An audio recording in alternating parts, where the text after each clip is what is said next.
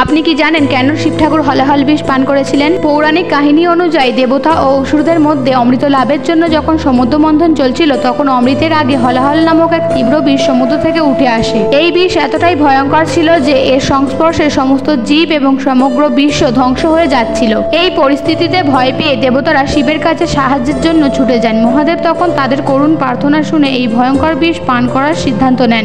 দেবী পার্বতী যখন দেখেন যে শিব বিষ পান করছেন, তখন তিনি তার কণ্ঠনালী শক্ত করে চেপে ধরেন, যাতে বিষটি পেটে গিয়ে শিবকে কোনোভাবে আঘাত না করে। এর ফলে বিষটি শিবের কণ্ঠে আটকে যায় এবং তার গলা নীল হয়ে যায়। এই ঘটনা থেকে শিব নীলকণ্ঠ নামে পরিচিত হন। এই কাহিনীর মাধ্যমে এটি বোঝানো হয় যে শিব শুধু ধ্বংসের দেবতা নন, তিনি হলেন বিশ্ব রক্ষাকারী। তিনি নিজের জীবনের ঝুঁকি নিয়েও সমগ্র সৃষ্টিকে রক্ষা করেছিলেন। এই কারণে শিবের এই বিষ পান শুধু একটি পৌরাণিক ঘটনা নয়, এটি ত্যাগ, আত্মবলিদান এবং সৃষ্টির প্রতি তার অপার প্রেমের প্রতীক। এমন গুরুত্বপূর্ণ তথ্য জানতে আমার চ্যানেলটিকে অবশ্যই সাবস্ক্রাইব করবেন আর কমেন্ট বক্সে হর হর মহাদেব লিখতে ভুলবেন না।